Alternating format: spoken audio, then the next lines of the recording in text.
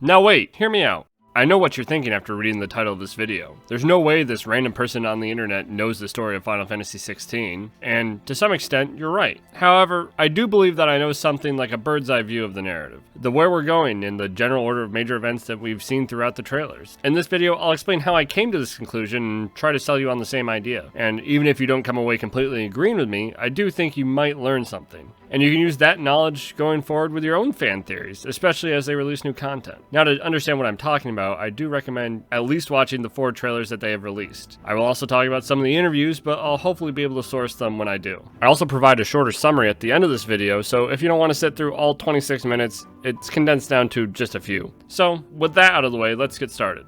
The very first scene of the game, the scene that will play right after you press New Game on the Start menu, is a bit of a mystery to us right now. We do have some information from the Japanese website GameWatch. In an interview, Meijiro, the director of the game, says that at the very beginning of the game, you might even control a character who isn't Clive. The interviewer then goes on to ask if it's similar to that part with Rex in Final Fantasy XII, and Meijiro responds that yeah, that's a good way of thinking of it. Now, for people who don't know, Final Fantasy XII starts with you playing as Rex, Vaughn's older brother. This section acts as a bit of a tutorial on how to interact with the menu and how to do battle. But beyond that, it gives the player context to the political backdrop of the story with the assassination of the king and the betrayal of Bosch. Now, if Meijiro says that this will be similar, I also believe that this scene might play a similar role. That is that this scene will take place before the events of the main story, and the scene will give some greater context as to what's really going on in the world. As for who we will play, at this point you know as much as I do, and everything I say is pure speculation. The most common theory I see is probably that we'll play as Leviathan's Dominant, since we know nothing about them right now and they're strangely missing from the cast of characters. I'm also personally a fan of Barnabas or someone like Sid, as they're both dominants so they can have interesting gameplay, and they both obviously play major roles in the story. I've also seen people guess Joshua a lot, but given the Rex comment, I find it to be unlikely, unless it's more like a Final Fantasy 15 opening, and the opening scene actually takes place at the end of the game. For now though, that's it, and I believe this will likely be all that we will know until the game releases, as it doesn't really need to be shown to sell people in the game since it's only a very short portion of the game. Moving forward, we do know a lot more, however. We know that after this opening that we will play as young Clive. Well, we don't know for 100% certain, but given that this makes sense to go chronologically and that this section of the game is easily what we've seen the most, I think it's a very safe bet, as in I'm 99% sure this is what's going to happen next. I mean, if you think about it, as a developer, you're likely going to show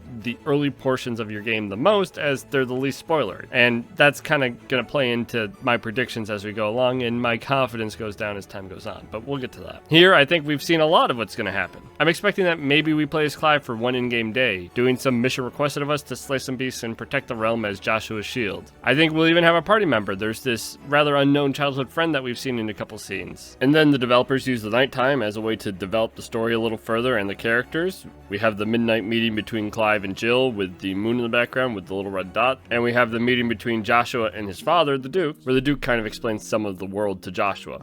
And then the next morning, the Duke decides to ride out and strike against the Iron Kingdom first, rather than wait for an attack. We travel out to Phoenix Gate, which I imagine is about a day's ride in game, and we stop there for the night. Phoenix Gate is about here on the map. Then while we're waiting at Phoenix Gate, the Empire sends in some assassins that ambush us during the dead of night and try to capture Joshua. And then in all this hubbub, we know that the father dies, Joshua loses control, transforms into Phoenix, and Ifrit appears and attacks Joshua. I think Clive likely transforms to protect Joshua and loses control of himself, and then Phoenix flies off into the distance, and ultimately Clive is captured by the Empire. During all this, Jill was probably kept back at the Rosaria Castle, and after the death of the Duke, the Iron Kingdom invades and captures her to make her a slave. And I think, in short, that's basically what's going to happen. There's going to be a lot more world building here, a lot more backdrop, a lot more character development, trying to figure out who these characters are and why we should care. But in a nutshell of the grand scope of the story, I think that's about it. Now, this whole section will probably only take a couple hours. We're probably not going to be fighting for too long. Based on the levels that we've seen in the trailers, we might get to about level 10 by the end of it, which,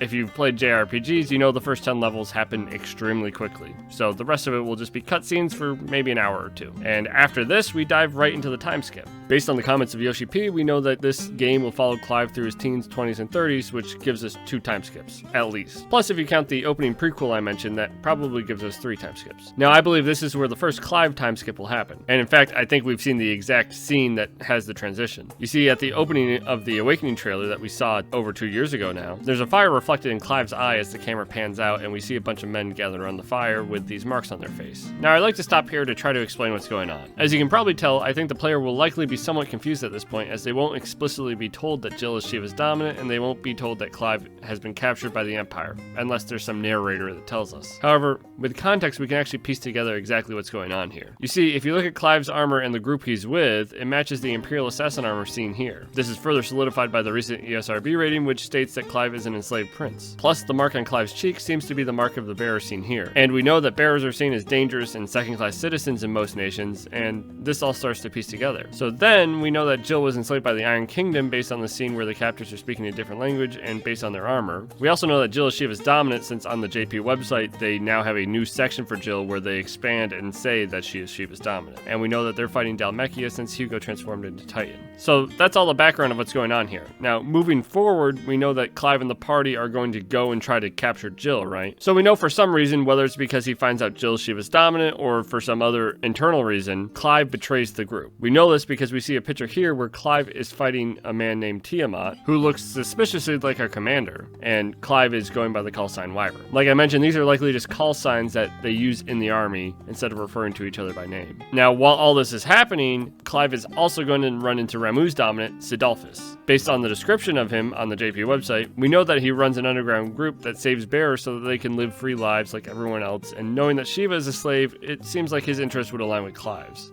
And so from here where we rescue Jill and meet up with Sid, I actually think I know with near 100% certainty what the next major story beat will be. And that is our fight with Garuda. Now, you may be asking yourself why I'm so certain about the next major event that's going to happen, and here's where things get juicy. Like previous Final Fantasy games, I find it extremely unlikely that Clive's outfit will change with the player equipping new gear. Most likely only his sword will change. That is to say, if you can get a good look at Clive's outfit in a scene, you can about place where he is in the story. Because at this point in the game, he has the Sambreek armor. Later on, you'll see he has this kind of red and black outfit on that is less armory, more leather armor. The second very important piece of information is that Clive eventually loses the brand on his cheek. You see, if you look at this screenshot here, Clive very much does not have a brand, in fact has a scar on his cheek, where it used to be. So now that divides Clive's 20s and possibly 30s into 3 distinct periods. There's Clive, as we see him in this scene, with Imperial armor and brand on his cheek. Soon there will be Clive with the red and black armor with the brand on his cheek, and then eventually we have Clive with the red and black armor with no brand on his cheek and instead a scar. So the reason why I'm so certain that the next scene has to be the Garuda fight scene is if you look at the Garuda fight scene, Clive is still wearing the Imperial armor. And in fact, this is one of the only scenes left in all of the trailers that we've seen and in all of the footage where Clive is still wearing the Imperial armor.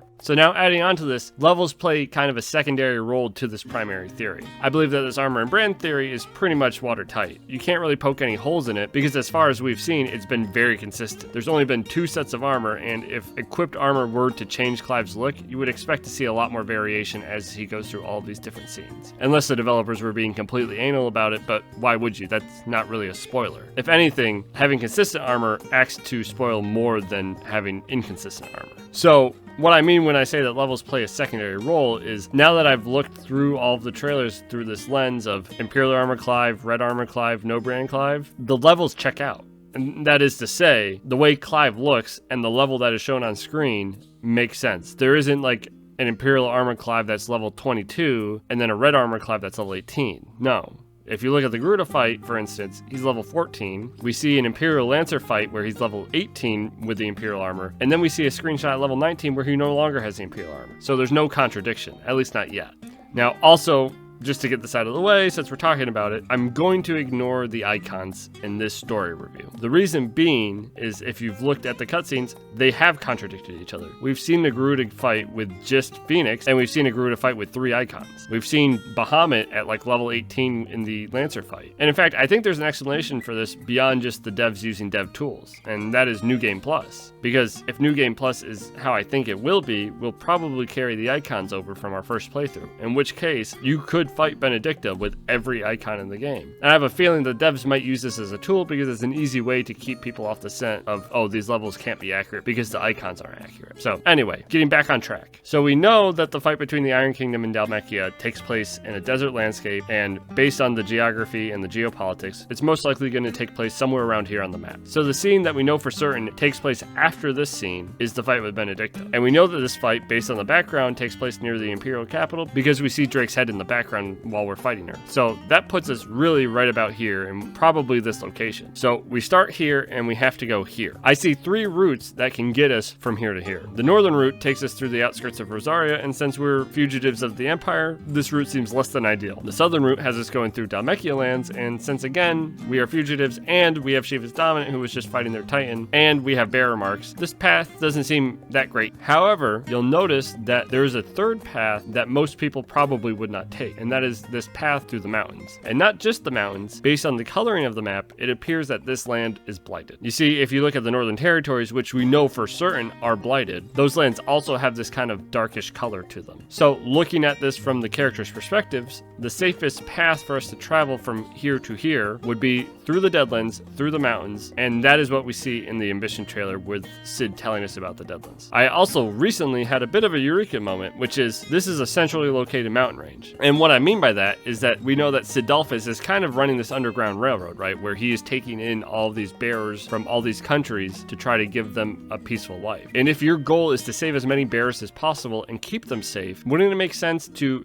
take a path that no one's going to take because it goes through the mountains and is blighted? It's entirely possible that Cid has something of a home base of operations which may be located in this mountain range, since it gives him the most access to the continent in general. Now, of course, that's not something I'm saying with a huge degree of confidence, but it is something that is possible. Plus, we probably have to stop to let Jill recover. So that checks out to me. So if this theory holds up, we follow Cidolfus to his home base, we probably get some lore drop about what's going on in the world, what Cid actually thinks causes the blight, and probably gives us some direction as to what our new goal might be. And so then after everyone's recovered, we go out and we pursue this new goal, whatever it is. And it just so happens that this new goal leads us in the direction of the Imperial capital. And then for whatever reason, we then fight Benedicta and Garuda, and we obviously win. So from this point on, we actually do know the party's main objective, and that objective is to destroy the Mother Crystals. We know this because in the JP website, they give a quick summary of the story, which when translated in English says as much. Also, since we just fought Benedicta, and if you go to Barnabas's character thing on the JP website,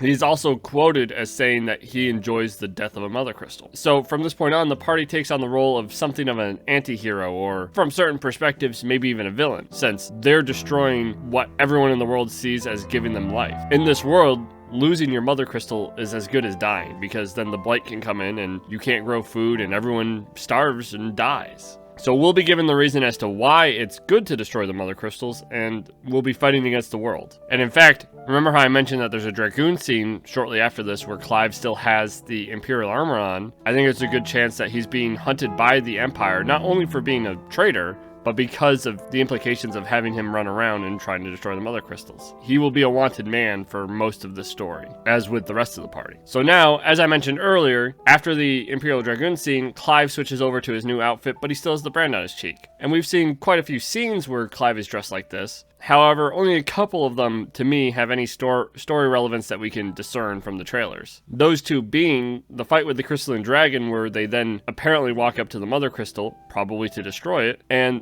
the scene with Joshua in the volcano. There's a couple other big ones, such as the scene where there's like the lasers running down and there's that weird creature that has the laser eye beams, or a couple random fight scenes where Clive's in the marsh or in the forest killing some random creatures, but we don't have enough context to really even guess as to what's going on. So what I'll say here is, as we know from Yoshida interviews, the game will be kind of an open linear design with 4 open areas, but it will have linear story elements because it's trying to tell a story. So my belief is that this section of the game after we fight Benedicta is where it first kind of starts to open up. If you look at this map, you'll notice there are probably 4 areas that you can kind of point out where there might be a hub, if you will. where there's a lot of these discrete points that they, for whatever reason, draw on the map, which are probably game locations, where you can kind of cluster them into these circles. So there's one near Rosaria, one near Dhalmekia, one kind of between the Crystalline Dominion and the Empire of Sambrique, and one on the other continent near Waloed. And this story will jump from open area to open area, and there will likely be hallways that connect all these open areas, because you have to get from one place to another, and chances are we aren't going to be taking an airship absolutely everywhere. At least, probably not until Endgame. So we have these two locations where we know Clive has the outfit and the tattoo, and he's destroying the Mother Crystals. So, as I mentioned, the Joshua scene takes place on a volcano. We also know from the Dominus trailer that Clive and Jill fight Liquid Flame at the volcano, plus we know that Jill is with us in the Iron Kingdom from the Ambition trailer. If you look at the Dominus trailer at our level's about 25. So going from about level 14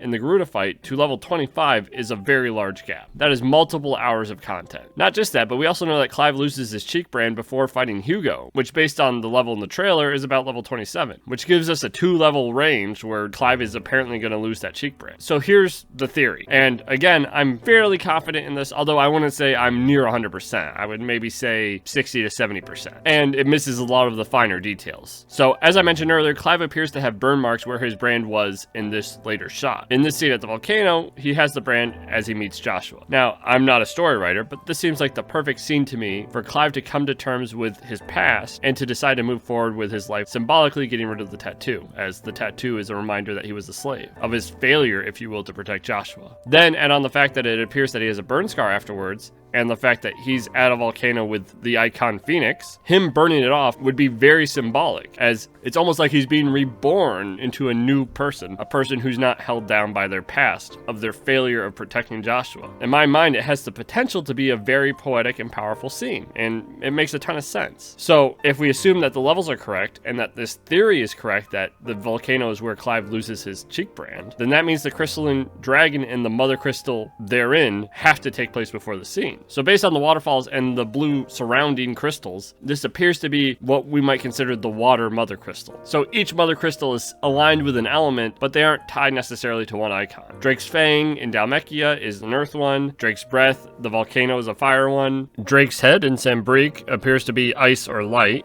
Probably light because of Bahamut, but could go either way. Drake's Spine appears to be darkness or lightning. And all that leaves is the Crystalline Dominion. And it makes sense for it to be the Crystalline Dominion. I mean, it is a city surrounded by water. It's a giant blue mother crystal. So either there's a hidden one that is maybe in a blighted land that they don't show on the map, or we're going to the Crystalline Dominion. And then, if you look at a map, like I said, you can have an open area that stretches from where we were fighting Benedicta down to the Crystalline Dominion. It's a lot closer, so it makes sense for the characters to go there first. It's a neutral ground, so there's not a whole lot in the way of defenses or, say, an Imperial army who's ready to capture Clive because he defected. So, through that lens, it can seem like a natural starting point. I will admit, like many people, I imagine the Crystalline Dominion wouldn't play a factor until much later in the game, and maybe they come back around and we just visit there real quick in the beginning and then come back later. So we then go back across the open area that I mentioned. We go through some hallways and we connect back over to Rosaria. We revisit our homeland, which is now under the control of the Empire, or maybe the Iron Kingdom. We don't know for certain which way it went. And we go through all those scenes that I kind of mentioned earlier, and we get to Drake's Breath and the volcano. We confront Joshua, face our path, we're reborn in flame, and apparently now we fight Hugo in 2 levels. So if you're thinking, well, how are we fighting Hugo? He should be all the way in Dhalmekia, and how do we get there in 2 levels? That seems insane. And here's the thing, we don't. Remember how Hugo said he would shake this island to its foundation in the Dominance trailer when he was talking about his fight with Clive? Well, this is it. Our fight with Hugo actually takes place in the Iron Kingdom, hence the close levels. And this would be the crowning fight for this arc, much like Benedicta was for the previous arc. So we beat Hugo, and then we destroy the Mother Crystal. So what's next? And again, we're getting deeper into the game now, and we're getting less and less information from the trailers, so my confidence in my predictions are dropping off. But we do have a couple small pieces of information. One, we have this little scene from the Dominance trailer. In the scene, we see a level 33 Clive fighting a bunch of orcs. Now, we know in lore that the orcs are on the continent of Ash, and that Barnabas came to control them when he became king of Waloed. He conquered the continent, and that's kind of how he became king. So, assuming there are orcs near Dhalmekia, and we're fighting orcs in Dhalmekia, that means that by extension, we're likely fighting Barnabas. Plus, add on the fact that we also see an Odin fight taking place around level 37, and this starts to check out. So, going back to the orc thing, I know that we're in Dhalmekia because if you look at the background, one, the architecture looks very deserty, but if you don't believe that, look in the background here, there's a date tree in the background, which is a desert tree. So this is taking place in the desert, which can only be Dhalmekia. Throw in the fact that we're still on our quest to destroy all the mother crystals. We might stop by Drake's Fang, head down to the Dhalmekian capital, or maybe the city over on the coast. Barnabas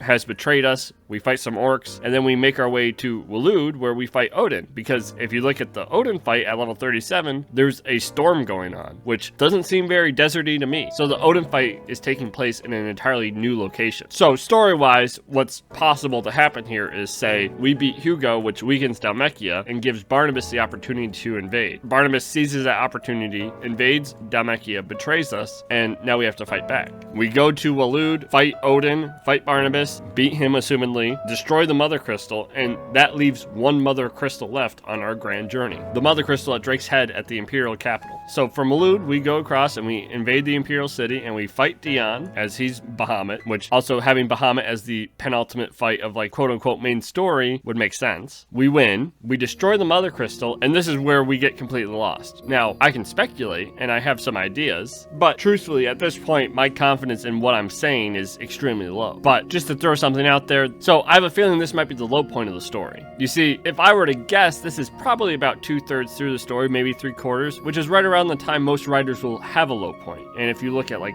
Heaven's Ward or Stormblood, there were deaths right around the 2/3 point of the MSQ, especially in Heaven's Ward. That one's very infamous at this point. So it would make sense to have this penultimate fight. A greater evil is revealed behind the mask of the Empire, and maybe it's related to the God Emperor that we've seen sitting on that chair or something like that. We learn the truth behind the world, and we find out that there's a bigger bad in very Final Fantasy fashion. And to make this scene hit, I think it's very likely with the death flag that we've seen with Sid, with him turning to stone already, he might sacrifice himself or he might die. I imagine he's going to act much like a father figure throughout this story and maybe a little bit of comic relief. It seems like their goal might be to make him likable. So his death will hit us hard, it'll hit Clive hard, and we're at the low point. It doesn't get worse. We did what we were supposed to, but it didn't work, and my friend died. And personally, I get very big party member vibes off Dion.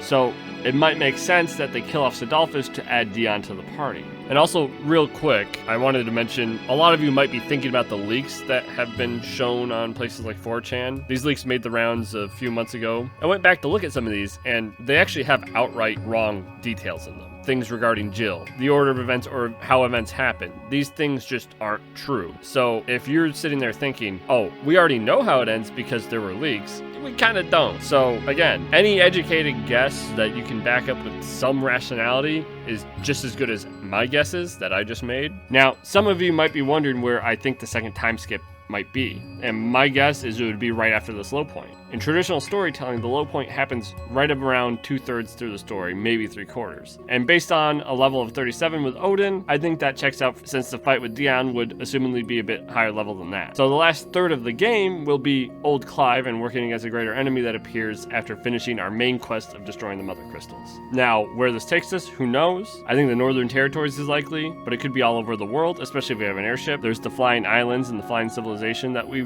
kind of know about. In the end, we might fight Diablos like everyone thinks, or maybe we fight something else entirely. Like I know Midgardsormr has been mentioned before, and if you think about it, Drakes seem to be very central to the plots, considering that all of the mother crystals is named Drake something. Maybe that's Midgardsormr. But anyway, that's really all I have for you. I laid out how I think the story will go, and while I missed many smaller details, I do believe I covered the big picture.